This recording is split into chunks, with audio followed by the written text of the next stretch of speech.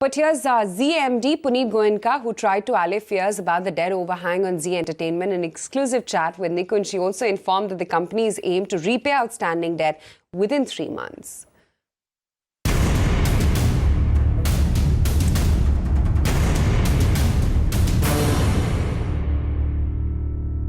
I just want to point out that VTB transaction was always highlighted as part of the total loan that is payable by the promoters. Even back in January when we had declared 13,500 crores as the total outstanding. Today that number stands at about 7,000 crores.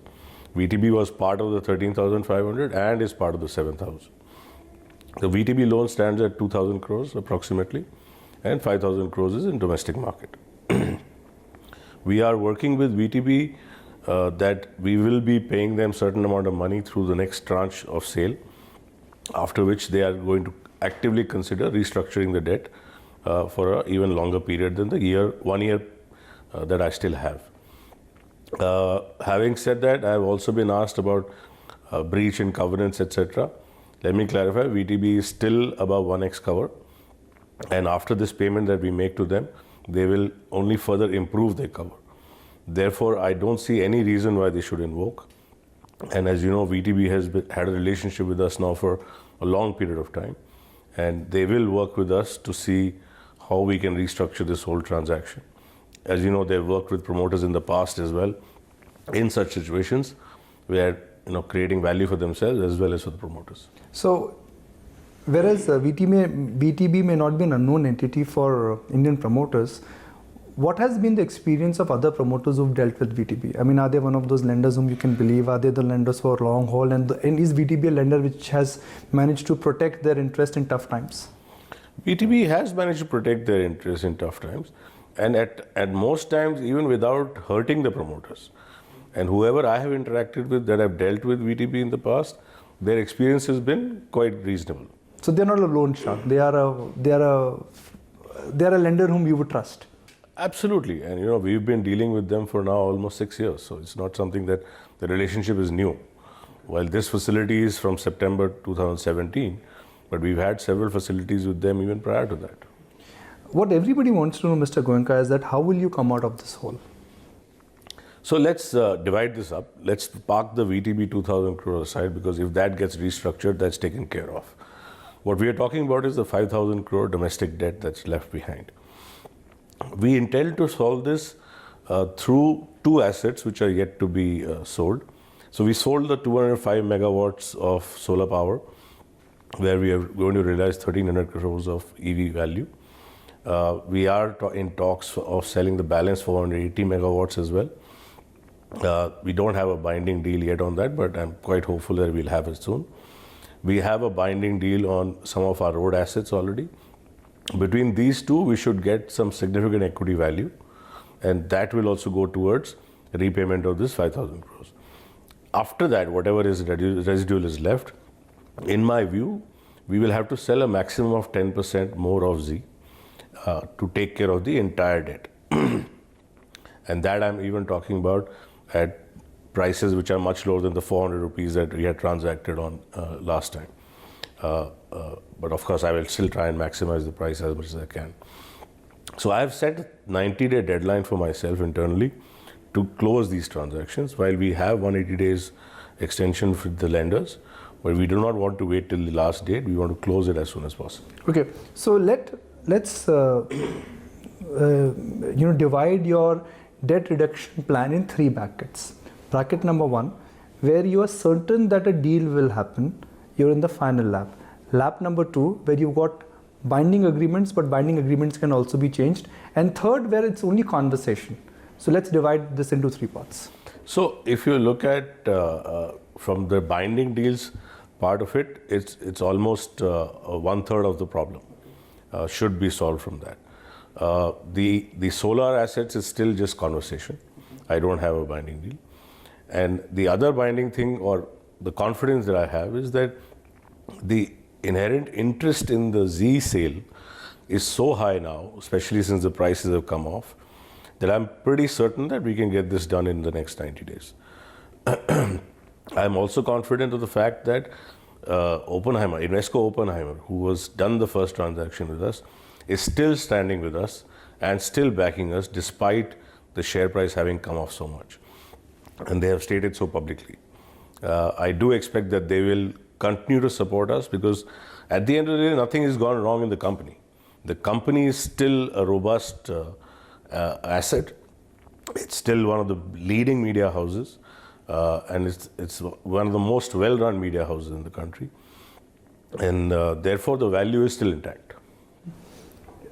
You've mentioned in the past that you've spoken to strategic investors. You were working with a deadline of 30th of September. Why did the deal did not work out? And are you completely close to the idea of getting a strategic partner? No, we are not close to getting a strategic partner. Why it didn't work out is that they could not adhere to the September 30th deadline. And that in our view in that time, in hindsight everybody is wiser, was not an option that we could go back to the lenders with. This time also they have approached us again, and we have categorically told them we have a 90-day window. If you can do a binding deal in 90 days, you're more than welcome to engage with us. If not, we'll have to pass the opportunity. Okay. Without getting into specifics of the price, but when the Oppenheimer deal happened, the stock was at 350 plus. Right now the stock, because of market conditions also, is fallen below 300. Would you be open to selling your stock when the valuations also at a P multiple for a growing business are at a 5-6 year low? See, that's what I'm trying to say, that the inherent objective of the family is to take the stakeholders' interest in mind. And if that means we need to sell part of the crown jewel, we will do it.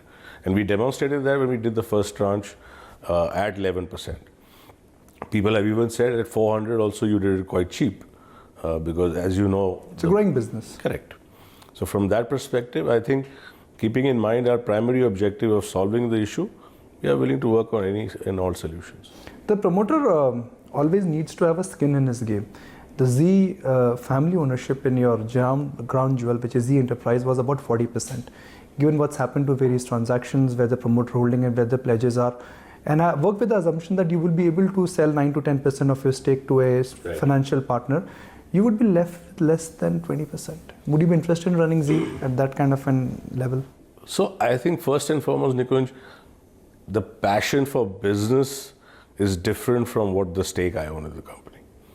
At the end of the day, stake goes up, goes down. As entrepreneurs, we see good days, we see bad days. I intend to retain at least half of the current stake that I have, let's say 11% plus, and I will rebuild my stock. I mean, there's no reason why I can't increase stake shareholding going forward.